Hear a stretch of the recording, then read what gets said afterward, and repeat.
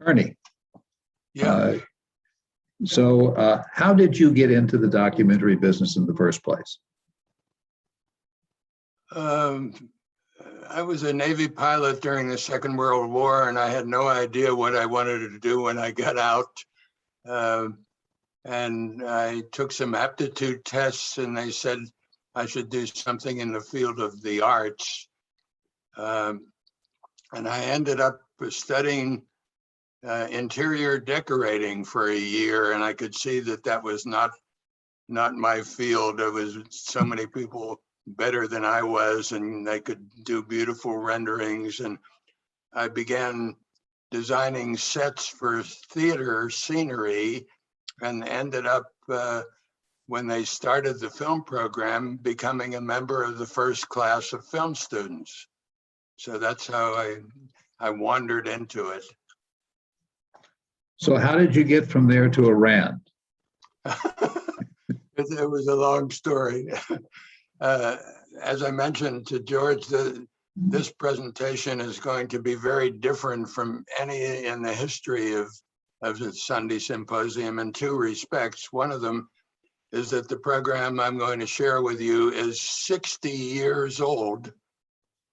It was made when I was working at the University of California statewide media center. I was in charge of making films for all the professors and researchers on all 9 campuses. And the got a call from Pat Brown, a message from Pat Brown, whom I had worked on the campaign film for re-election to a second term. And he was asking for possible help with a problem that they were having with the recruitment of guards for the prison system in the state of California. And it seems that almost all the people they were hiring were former members of the armed forces who had recently retired, including a number of top sergeants. And when they started working in the prison system, they had no idea of how different that would be from giving orders to non-coms or to other members of the armed forces. And as a consequence, a good many of the recently hired people who were going to serve as guards ended up being murdered by the convicts. And Pat Brown was aware of this issue, and he knew that I had worked with him before, and he thought I might have some ideas on that topic. And one of the first things I said, you're hiring the wrong people. You don't want to have people that are in the field of the armed forces, because they're used to dealing with people in a different way.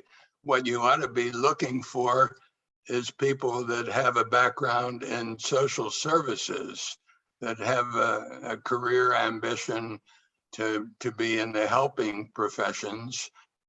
And in order to give those people, those kind of people, a bit more background on what they would be working with, on who they would be working with, I decided to visit 7 or 8 of the largest and most diverse prison systems in the state of California. And I didn't have anything with me except a very small portable cassette tape recorder that operated on batteries, because I wanted the people that I was speaking with, the convicts, to have confidence that anything they said would be confidential and that they would not be easily recognizable. So I didn't have any cameras at all. I just had this little tape recorder on my lap, and I recorded a good many hours of conversations with convicts, trying to explain what life was like as a convict, what life was like being on the other side of the fence. And we had at least 2 locked doors between the room where we were talking and the nearest guard. So they felt confident that they could talk freely and without being identifiable.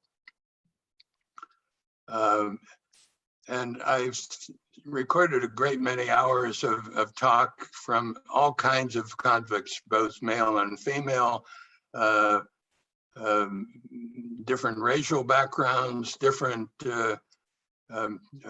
reasons why they had been convicted and sent to prison.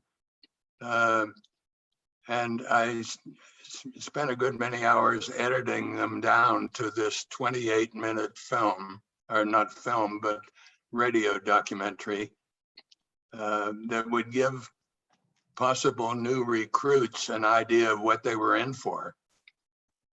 And that's what happened. It was used for a good many years for recruiting other than armed forces retirees. And the use of that tape was very helpful in recruiting them. It has never been heard by the general public until now. So you'll get some insights that you might otherwise never have been able to get. So that's how I came to make the documentary radio program. Ernie, while I've still got you, before I start running that, let me ask you 2 more questions about your own career. During the late 1970s, you were in Iran, if I'm correct. Yeah, no, that was way early. I was in Iran during the 50s. During the 50s, okay. Yeah. Okay, and how did that occur? Well, I was hired by Syracuse University on a contract with the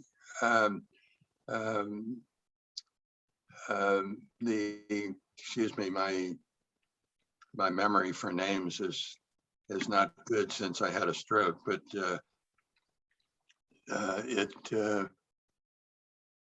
repeat the question for me, please. Well, I was just asking how you got to Iran, but that's okay. Oh, yeah, I was hired by Syracuse University on a contract with the .4 program, and the .4 program was to aid countries that had been allies during the war, and they needed a lot of help. But these were films that were very simple, how to do it, mostly how to read, how to build a sanitary bathhouse in the village, things of that kind. And that's what I was involved with in Iran. But when the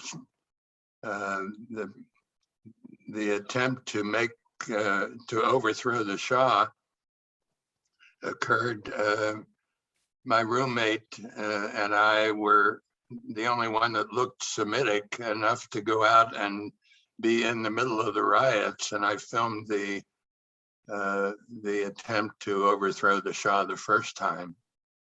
He later came back on in control, but was deposed the second time when he fled the country. Okay, and the other question I had was, I know you were on a Fulbright. Can you talk about the Fulbright process? Yeah, I had 4 Fulbrights, and it gave me the opportunity to live for up to a year in other countries, and while I was teaching filmmaking in their universities. Okay, so we're going to go to the tape. If everybody will bear with me with a moment, I'm going to get that up on my computer, and then we will share.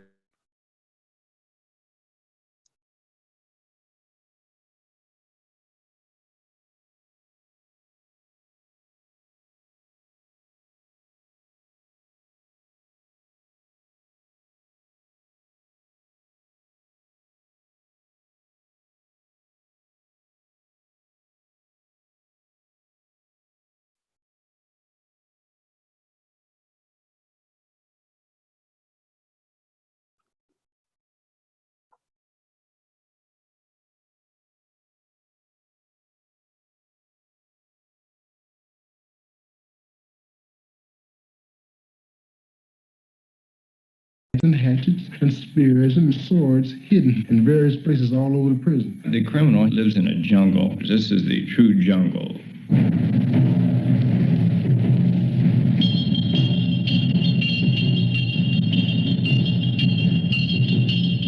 The following is a view of prison society, as seen and experienced from within. The voices are those of convicts. This program is designed to acquaint the new correctional worker with some of the background, the values, and the attitudes of the world in which he will be working.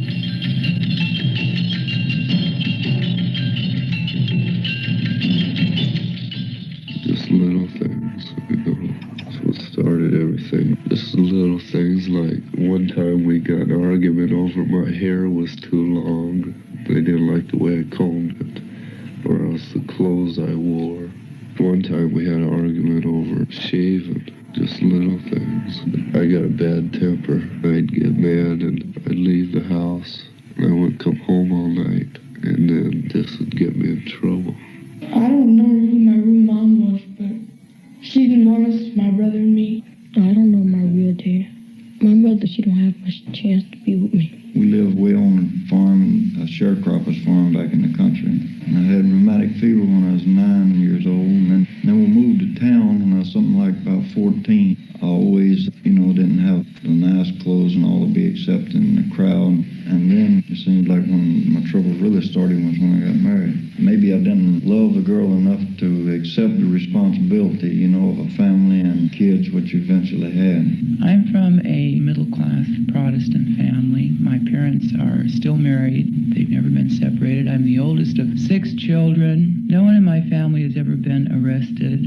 Being the oldest child, I was expected to handle a great amount of responsibility, which I was too young to really handle. I was everything from the scullery maid to the little mother, and I had the responsibility of school, and I didn't really ever have time to really be young. My parents were separated when I was 9 months old. My mother was rather young at the time and inexperienced in being a mother, and I felt that she had a life to live her own, so she gave me to an aunt. My father felt that he couldn't live without my mother, so up until I was old enough to kind of root for myself or have my own say-so about things, they kind of used me to hurt each other. I don't know too much about my family other than the fact that the bloodline is an ideal choice. There's universities and colleges, but in the conception of me, that was the turning point. For as long as I can remember, I've had a conflict with my mother. We talked about my childhood and how she had neglected me in certain areas, and she always felt that I was a self-efficient person, and consequently she gave her time to my older sister, whom she felt was more dependent, and sort of left me on my own. But after I got grown, we had no understanding. When I got into trouble, I wanted to hold her and cry on her shoulder. And I looked at her and I realized, well, I've never even been close enough to this woman to cry in front of her. Up until the time I was 3 years old, I had a very normal childhood.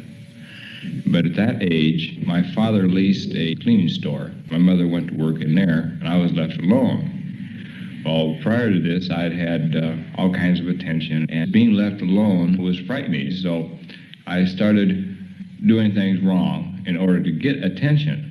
Seeing that I was doing wrong, they would punish me. To me, that this punishment was, at least it was attention. And it just, more punishment and more attempts at a punishment, and I just grew up this way.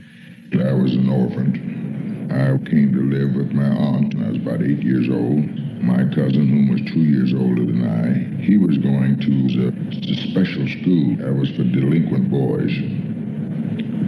He told me how good that school was. You didn't have to study, you didn't have to learn no more than you wanted to do. You played ball all day, you went swimming, you went to shows, which that was just right for me. So I enrolled in that school. The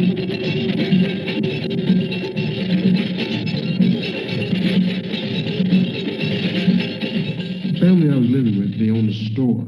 And this particular environment left a lot of money laying around, And as a child, I became a sticky finger.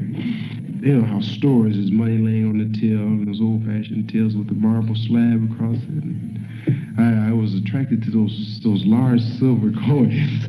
The bills were. They didn't look too nice. You know, those quarters and those dimes, nickels. I was attracted. I remember that. We would snatch fruit off the stands. Well, I was just one of the boys. And I venture to say at that age, I didn't care to learn anything no more than to read and write and be able to count as much money as I thought I'd ever have in life. Didn't take long before I graduated into stealing automobiles. I came out to Oregon to find a job. It's pretty hard to find work back then. And I found a job there in Oregon, but I got tangled up with a woman. The strange thing about it was that the reason I wrote those checks was because the woman needed a set of false teeth. She had a set of false teeth down at the dentist, and he wouldn't let her have them without the money, so I wrote a check to get them for her. And that check comes easy until I just started wrote the others, you know. I kept in the back of my mind all the time that if they caught me, I could pay the checks off, you know. Like my dad, he always writes checks, but he does it with the people he knows. He'll write them a check, you know, and then when he gets sober and straightened up and start to work, he pays it off. So, well, this was in the back of my mind that I could do that. So I went to New York, and I was fortunate enough to become involved in the modeling field. I was offered $150 a week as a showgirl. So this appeared very glamorous to me, and I took it and went to Florida that winter. And during rehearsals, I met a man that I spent the next 8 years of my life with. I was still 17. He was a great deal older than me. He was 38 years older than I thought myself to be quite important and quite sophisticated and worldly, and I called it love, and by all sorts of names except what it really was.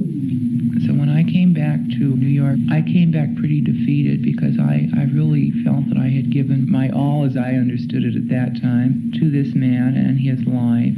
And I really felt denied and rejected, and realized now that I was in the state of a breakdown. I came to California, and in California I met a girl that was a user of heroin and began using. By now I had resorted to prostitution as a way of maintaining my habit, as I had gotten about as far down as you can get. I started out as a $100 call girl, and by the time I came here, I was turning $10 tricks. Oh, well, I've chippied all my life, more or less. But actually, since I've been about 18, 19 is when I really went out to make the money. In a 2-year period, I think in San Francisco, I was arrested 22 times on vagrancy charges. Men are either going to use you or you're going to use them. In other words, a man has sex with you and he walks away from you. This is it. So instead of letting him run on over me, I'm going to start running back on over them. So I'm going to just take his money. There's a lot of it that goes on where there's no emotional involvement. So in that case, yeah, I just said, what the hell with it, I'm going to go out there and make me some money, you know. In school, I had studied electronics, and this fella asked me if I could jump a burglar wire. So I told him a conventional burglar wire, I could jump it with a coil from a radio wire. So I proceeded to jump one night, and it was done so smoothly until we just opened the back door and walked in and shopped. We cleaned it out. We had enough clothes we could change clothes 3 times a day for 30 days and never wear the same combination. We decided we had to get money to go with the clothes. We always had a club or something. One guy, he had a stiletto. It had an 8-inch blade.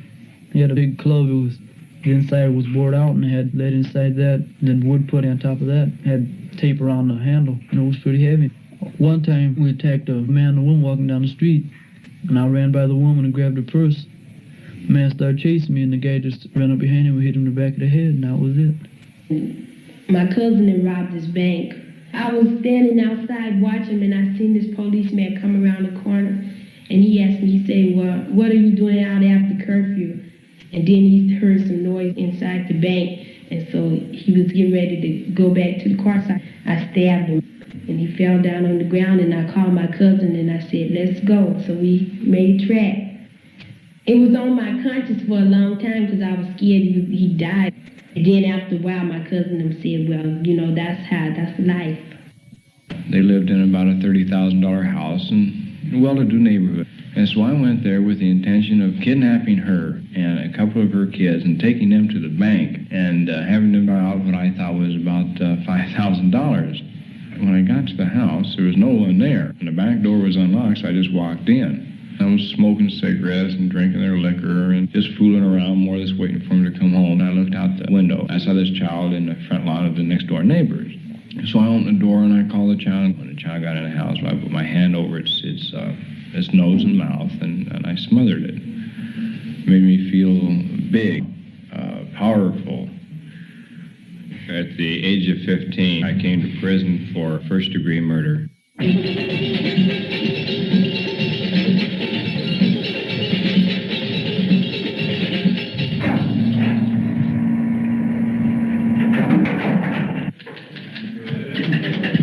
are your teeth? Good, fair, or bad? Do you have any crime partners in the state of California in the prison system? Do you have any prominent scars or marks?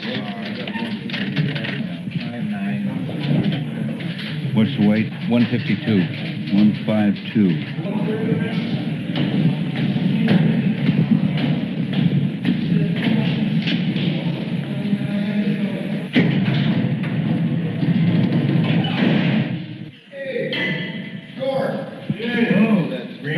Green light. What? Hey, man.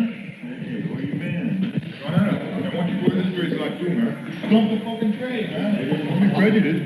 All right, tomorrow, you hit it. Did you get an acquittal or a conviction last year, also? I got a conviction, but I see it forever.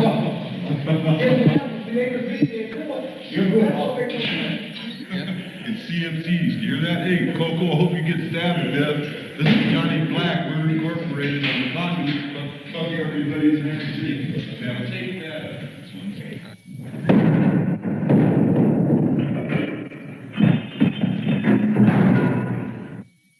When you first go there, the place scares you, I guess.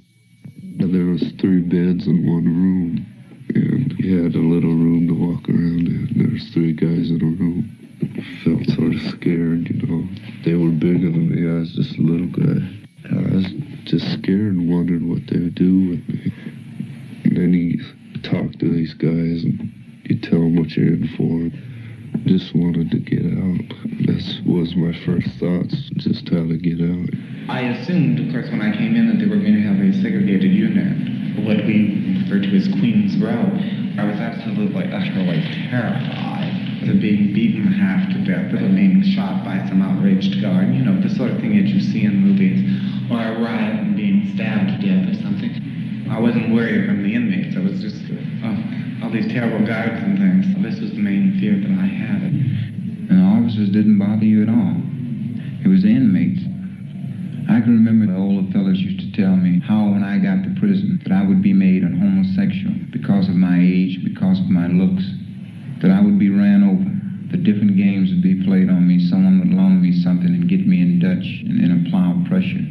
And I can remember laying up in the county jail and making up my mind, well, Willie, you're going, but you won't get out. Because I had always said that I would die before I would be forced into anything. So I went to prison with the idea of dying. I can remember saying to myself, how long? Will it happen today, tomorrow, next week, next year? Or will I live through it? Then it's when I first taken on the attitude of, you won't die until your time comes. And if it's not meant to be, it won't be. My first year there, I went to the hole 16 times. I did 267 days in the hole. I had 11 knife fights. I never walked a yard unless I was armed that first year. You'll find that no matter how much time a man's doing, if he finds out that you don't care about dying, he won't bother you because he wants to live.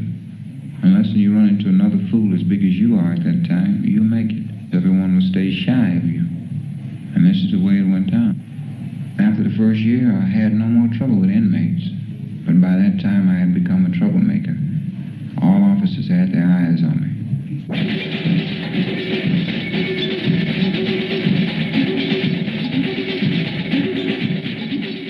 I'd heard about how bad those inmates were in prison, how tough the guards were. So I decided that tough they're bad, I'll just be bad as the next ones. So I deliberately set out to make me a reputation of being bad. I wasn't bad. I was scared. I wanted to keep them bad men off of me. And I succeeded far beyond my expectations. In fact, I got too bad for my own good or an official's good, so they sent me to Folsom. Well, I know I'm bad now. I don't think it. I was too bad for you people here. You had to send me to Folsom. That's where all the bad people are. So I know I am bad. I'd fight with the guards. I'd fight with the convicts. I was insolent. I was dismayed. Everything in that. I was doing 1 to 5 years. I used to have a habit of saying, I can spin around on the head of my penis for 5 years and be a better man than the captain. I don't give a damn about nothing. And the first time I made the hole, they kept me just right. They only kept me there 2 days. Brother, I was glad to get out. The next time they put me, they kept me too long. Kept me 10 days. Well, 10 days, I done got used to it now. From then on in, I didn't give a damn about the hole. You know, a youngster going around with that attitude, he's bound to run into something. I was there less than 2 months, and I got in some serious trouble. You've got guys in here that kill you for nothing. They won't blink an eye and kill you. See, in here, one guy gets a story. He turns it around. He gets another friend of his. This friend of his gets that same story and turns it around worse. By the time it gets all the way around the grapevine, the prison system, it's all messed up. You got about 25 different versions of the story, and each interpretation is different. Now, the guy whose story's about, he's in big trouble. It's very easy to get weapons down there. But when you come out of the dining room, they have an officer that stands there and he watches you as you put the knife and the fork in these little different compartments. However, he's mostly just standing there. He's not really watching. He's talking to somebody. You can just walk by without putting anything in there. It's very simple, very simple. And I've always been kind of for the underdog, the guy that was being pressured, or if he was being called a stool pigeon or rat, you know, and I took up for guys like that and getting hassled with other guys over them, thinking someday when I was in that shape that someone might help me, you know. I've made a lot of enemies, and I think a man like myself will always live in fear that someone is going to retaliate on him. One time when I was walking out here in the yard, I saw a bunch of guys just spread on. This one guy had a knife, had one guy by the collar and just kept sticking him in the stomach and the chest. They just fell down. Just glanced once, looked at it for a few minutes, and then kept walking.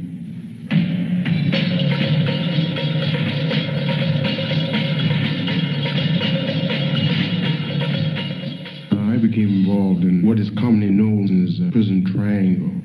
I was having difficulty there with those perverts.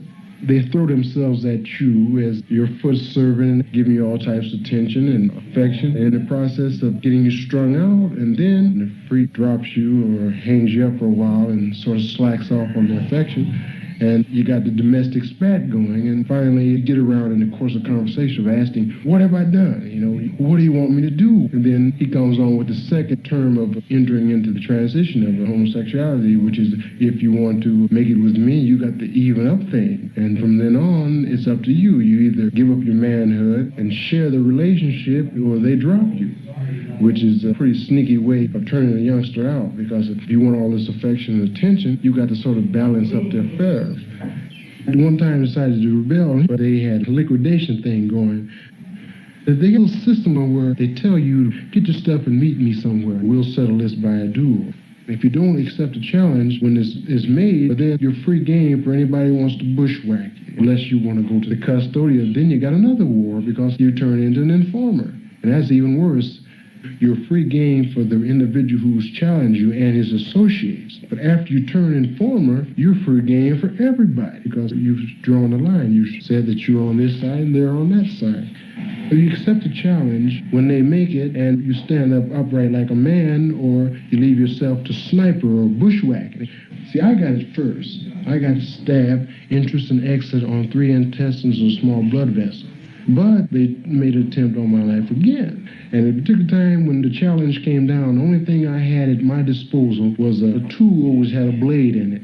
I'm an apprentice bookbinder. The blade is for the edge of the books, to trim the books. I took the blade out the tool and took a tennis racket and wedged the blade in between the tennis racket because I didn't have any time. I hit him twice in the head, and they started bleeding, and it got so sickening, and the sight was so repulsive that I got weak myself. And the outcome of this issue resulted in the individual losing his life. My record reveals various activities that would condemn me as a hardened criminal, but these acts have been perpetrated simply out of survival. Pure, I'm finding delight in running loose, acting a fool, and displaying violence and antagonizing people, because I love me. I've enjoyed I haven't had much on my little stay here, but the little short bit that I've had, I've enjoyed. I don't have any desire to commit harry-carry. I don't want to get out of this world sideways. If I was ever convinced that the system was willing to help me, I would enjoy straightening up my head. But I'm afraid to even have any faith in the system because of the shortcomings. In order to conform with the rules of an institution, you have to become totally dependent on the institution. I can understand the term brainwashed after doing time in a state institution. And you're reduced to the status of an automaton. Don't act until you're told how to act. You're told when to get up, where to go. Your programs are chosen for you. Go to bed at 9 o'clock and take your shower before 7:30. Calm it down. Get your hair cut. Don't arch your eyebrows. You got these servants and you people to thank for you. And actually, this is the true communism, because we all do have the same. And you get beat for trying to get more than you're supposed to have. Don't do anything on your own for fear that it might be wrong. You live like this for so long. When you get to the streets, it's not like that. The mental pressure is unbearable. That's the whole thing in a nutshell. The physical setup of this place is outstanding. We have cottages here that are nice. Our rooms are better than some people live in outside. The food is good. Of course, we don't have good cooks all the time, but the food provided is good. And our clothes are fairly decent. So this isn't the thing. I would rather give up some of the physical comforts for something for my mind. A man can get a lot out of the program they got, if he's willing to apply himself. I don't expect to get nothing out of this place. Just time spent, that's all. They have these community groups. You're supposed to go in there and discuss your problems. They're being led by people who are not equipped to lead them. Some of the women who are incarcerated in the institution are on a higher intellectual level than the people who are sent in here to give us guidance. If the members that are running the group therapies were somewhat better trained. You go in there and you start discussing your problem from a psychological aspect. So you get torn apart in there. After you're torn apart, who's going to put you together again? I think it's a shame that we have so many correctional officers and so less qualified doctors and physicians, sociologists, and so forth.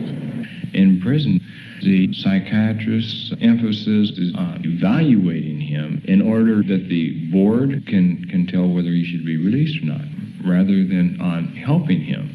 The doctor tried to antagonize me in one session. Everybody asked me something about my relationship with my mother, and he seemed so phony that I didn't confide in him.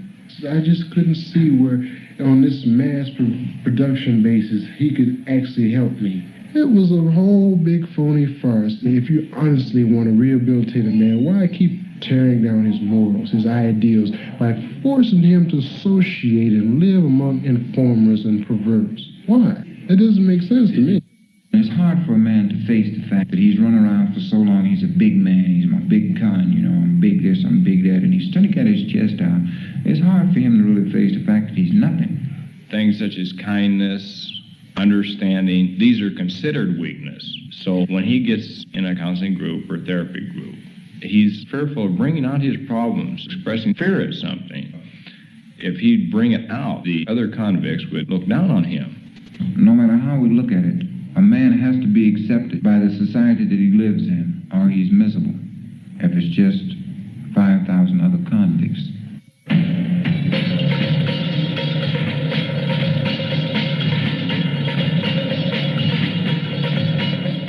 You've got men running the place here that has a great deal of intelligence and working with men and know how to control a man forcibly or the other way, leniently.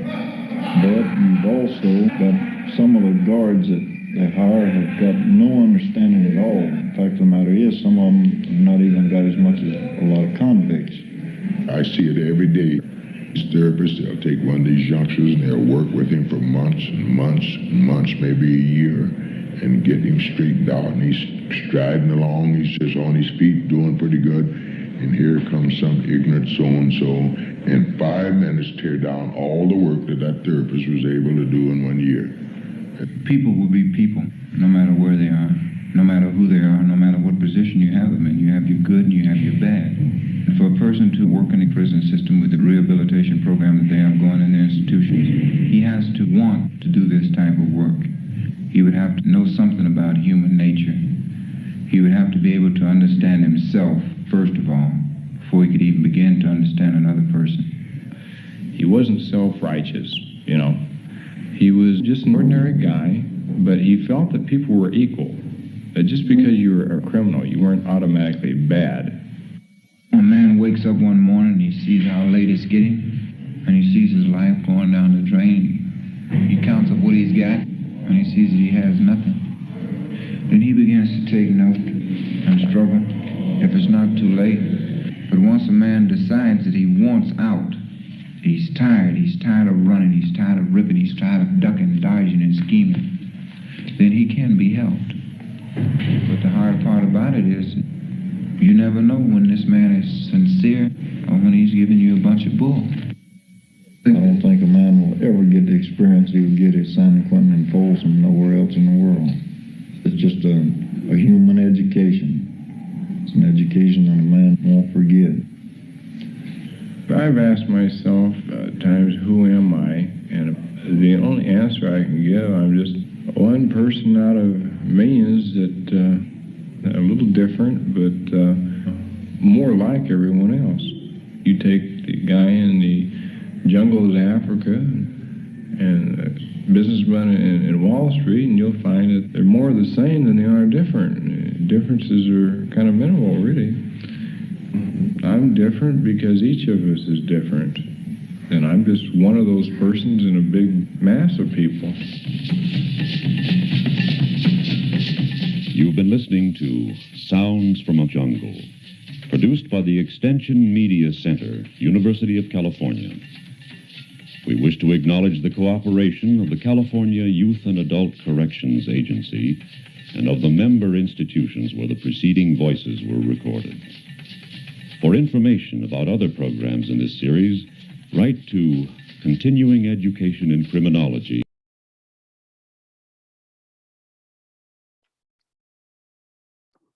I'm curious to know how you feel about seeing or hearing a program without any images. Do you create images in your mind of what's happening and what the people look like?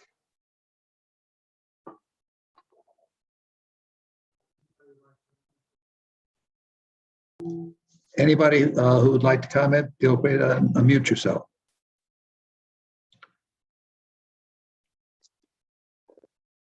I think it's interesting that we use a radio format in this program, and none of these people would have been willing to talk so freely had there been a camera there. And radio didn't come into existence until 1921. The first patented radio program was in Pittsburgh, Pennsylvania, and it was the patent was owned by Westinghouse Electric. And for a long time, radio was used as a news resource. They had an announcer that would give the latest news, but occasionally there would be a special event like the President Roosevelt would have something called the fireside chats, which was all sound. And the use of radio very quickly evolved into more of an entertainment medium rather than just an information or a news resource. And so you had programs like Amos and Andy be on radio. That was a story about a taxi driver company, and it was played by white people as though they were blacks. And that lasted for almost 50 years as a radio. Linda, you wanted to make a comment? Oh, no, I just thought it was much more powerful hearing it than seeing it. It's almost like black and white photographs versus color photographs. I think that what they said was just so powerful, and you didn't have any preconceived notion how old they were and what they looked like. And I thought this was wonderful. Carolyn, did you want to make a comment? But wonderful. Carolyn, were you on? Oh, actually, well, my question was something later on. Did you ever feel uncomfortable, or were you ever concerned for your safety in doing these talks? Yes, I've been asked that by a number of people. Actually, I was the resource for all of these convicts. That they were delighted to have someone there that wanted to listen to what the reality of being in prison was really like. But I never felt concerned about my safety because I was their agent in a way for letting them know what prison life is really like. I did find myself frightened to death. One time I attached myself to a group of the elite guards that used to climb through the ventilating tubes of the 4-story high prison block and looking for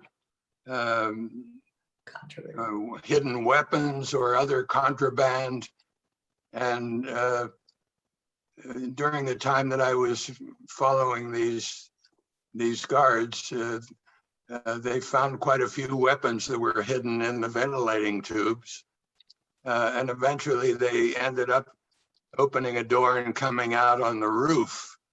And I have acrophobia, which means I'm not fond of heights. And I looked down and I was 2 steps away from a 4-story straight down drop to a concrete exercise area. And I was terrified, and I didn't want to show it to the guards that I was with. So I just slowly made my way back a little bit away from the edge and sat down on the roof. But that was the most frightening experience that I have ever had while I was working in the prison system. Okay, well, we're into Q&A time. If you have a question you'd like to ask Ernie, either raise your hand or unmute and ask, or you put it in the chat and we'll recognize you. Ernie, let me ask you one more question about this. How long a period was this done over? I would say 2 to 3 weeks. So this was a focus for that period. It was totally the focus. What I was interested in doing is getting them to speak honestly about what life would be like if they hired someone who had no background of what life was like in prison. I'm going to ask you, okay, Lynn, you had a question. I do. Very disturbing and powerful. And I think I heard you say that this was done. Can you hear me? Yes. Yes. Okay. I think I heard you say it was done for prospective guards coming in to hear the perspective of the prisoners. Do you know if it made any difference in the guards' behavior, the newly hired guards? It made an enormous difference in not hiring retired armed forces people. And it was a little bit difficult to get people who were social worker oriented to consider working in a prison. And I think it was very successful in that they used this program for recruiting those kinds of people rather than military retirees. I don't know whether they're still using it or not, but it was quite extensively used in bringing a different kind of person into the profession of being a guard in one of the state penitentiaries. Ernie, I have a general question about documentaries. Do you come up with your own topics, or do you generally wait for someone to come to you with a topic that they're willing to back? It was both types of things. I often wanted to do something that was of interest to me, but very often I was commissioned when I worked at the University of California administration statewide.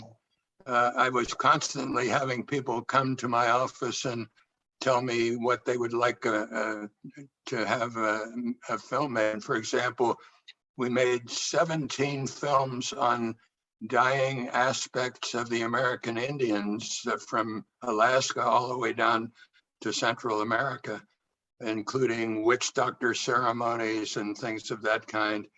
I had crews in the Galapagos Islands making 6 films on the science that was obvious to researchers in the islands.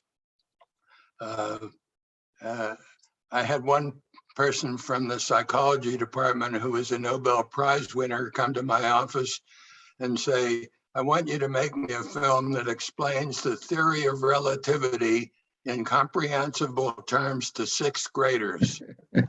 And so it varied all over the map, the subject matter. And given that skill base, would you do me can you do me a documentary on what the heck a cryptocurrency is?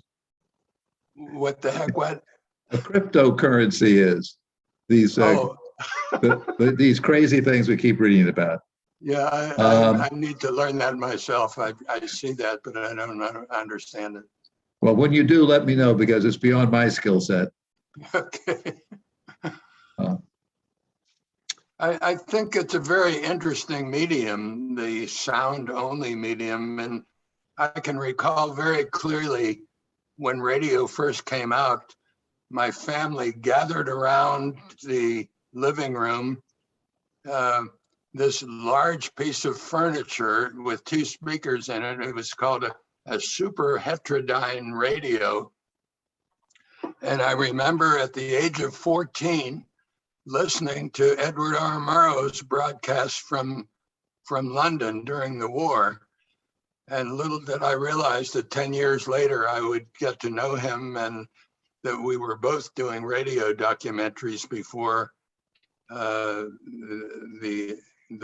way television changed to be more visual medium. But Ed Murrow never really grasped the difference between an image-dominated medium and a word-dominated medium. He was always an announcer and a magnificent creator of images through words.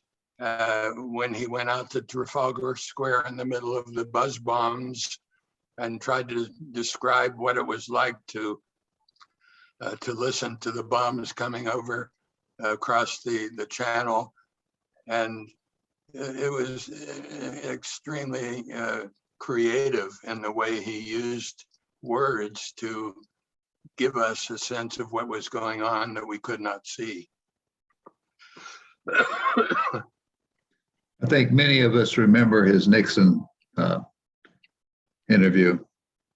Oh, by the way, Nixon was his competitor when Pat Brown ran for re-election.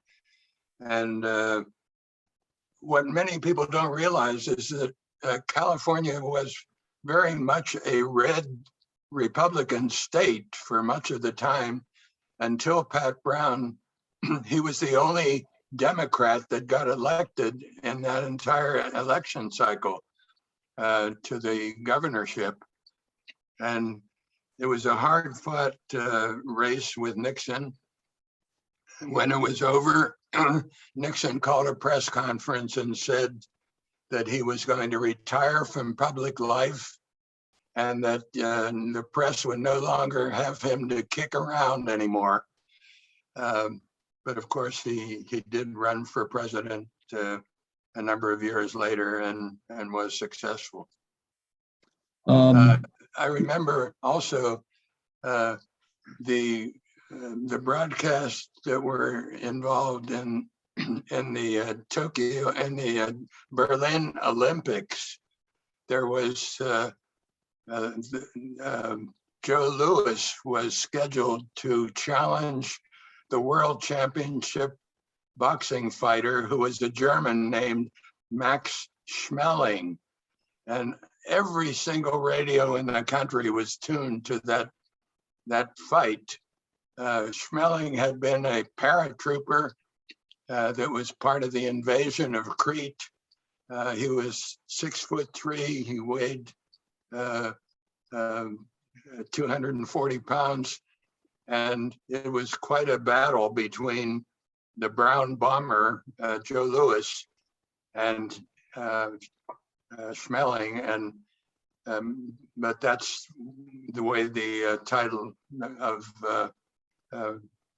the championship boxer passed from Schmeling to Joe Louis.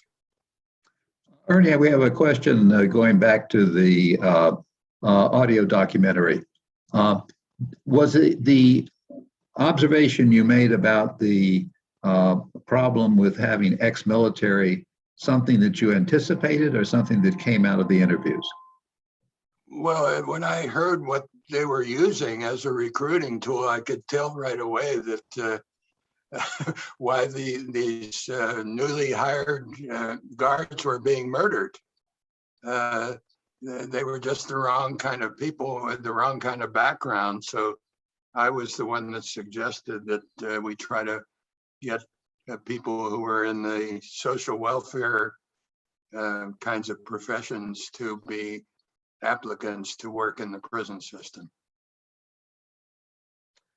Did they pick who you would talk to, or did you have a chance of picking who you talked to? No, I could have talked to anyone that I wanted to. I wanted a cross-section of people who were young and old and had committed different kinds of crimes, from very serious, like the young man who was 15 years old when he smothered a person to death who was just trying to get attention from his parents. In your long career in the documentary business, is there a particular documentary specialist filmmaker who you say one or two that are the ones you most admired? Well, there were a number of people that did very good documentaries. And in the early days, the earliest documentary was a film, a movie of a silent movie of a migration of the sheep herders in Iran from the grassland up to the mountains. That was called Grass. It was made in 1922, I think. And the other very famous documentary filmmaker was, I can't remember his name now. He made Nanook of the North, about an Eskimo. What separates documentaries from other kinds of films that are designed for entertainment is that basically they limit themselves to real people actually doing what they do at the time and in the place that they do it. Whereas the feature films can create things that never happened, and they make up stories. They have a writer oftentimes. One of the most famous early fiction films was a movie called The Great Train Robbery, which was all done with actors, and they had a writer and they dressed him up and they went on location, but that was about the only thing that made it at all similar to a documentary. Okay.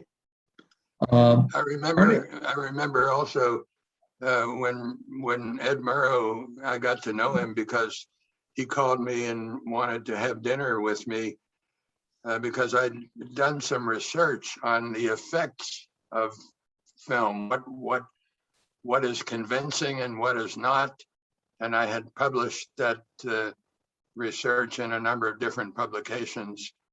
And Murrow's background was strictly as a broadcaster. He knew nobody who had a background in film, so he was curious to meet me, and we talked a great deal about the difference between an image-dominated medium like film or the early years of television and radio, which was a totally word-dominated medium.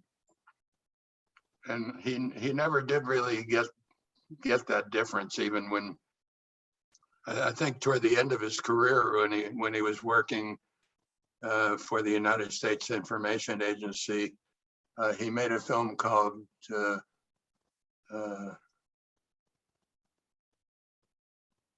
it had to do with the farm laborers who worked on the food that was eaten during Thanksgiving time. I can't recall the name of it, but he was always a word man, even though he recognized that that sometimes had limitations compared to imagery. Sandra, you had a question. Yeah, hi, Ernie. I was very interested in your interview at the prison, and I wondered, for years later after that, was there any follow-up? Did you hear that changed things at all in terms of the treatment of the I was going to say patients, the inmates? Yes, I think it definitely had a different kind of impact on the convicts, but there were always those who didn't want to change, and no matter who was working as a guard, they were unwilling to change their behavior. Thank you. Well, Ernie, I cannot thank you enough for having joined us. And I was myself taken very much with the audio documentary, because what it actually caused me to do was to focus on what was being said, right, as opposed to trying to focus on the people who would undoubtedly have been quite intriguing to look at. So as a reminder, next week, Heather Irwin, who is the food editor for the paper, and I see Herb has a late question, so we're going to let Herb have a comment if I can find him. Herb, are you unmuted? Yes, I am. Okay. Yeah, thank you very much, Ernie, for this very interesting talk. I have the following question. If you are watching documentaries, then most people believe what they are seeing is black and white true. Because this is kind of documentary. And a while ago, I read an article. It's about Elizabeth Loftus, and she is always asked to certify in lawsuits about memories of people, and her statement or kind of perception is that our representation of the past takes on a living, shifting reality. It is not fixed and immutable, not a place way back there that is preserved in stone, but a living thing that changes shape, expands, shrinks, expands again, like an amoeba-like creature. If this is true, how do you deal with this in a kind of in a documentary? Because what people are telling you might not be what actually happened. Well, you do research to find out. Ideally, you're there when things are happening, and you can't make things up. But that reminds me of a very important bit of research that I discovered, that when you are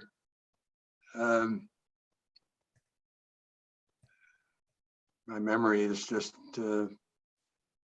limited by that stroke that I had, but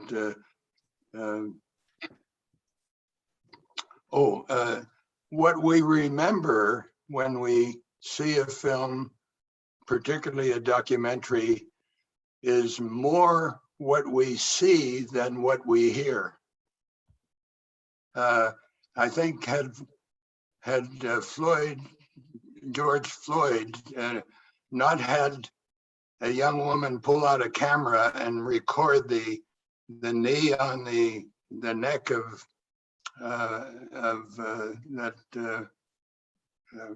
George Floyd, he would probably never have been convicted by a jury. It was the fact that you see that image as it's happening and you believe it more so than sometimes a description of what had happened by verbal terms. Okay, Herb posted the reference that he was referring to on the chat. Also, somebody, the person who did the Nanook was Robert Flaherty. Robert Flaherty, I couldn't remember. That's okay. Well, thank you all. We're going to close out now, and we'll see you next week. Thank you for coming. Thank you. Thank you.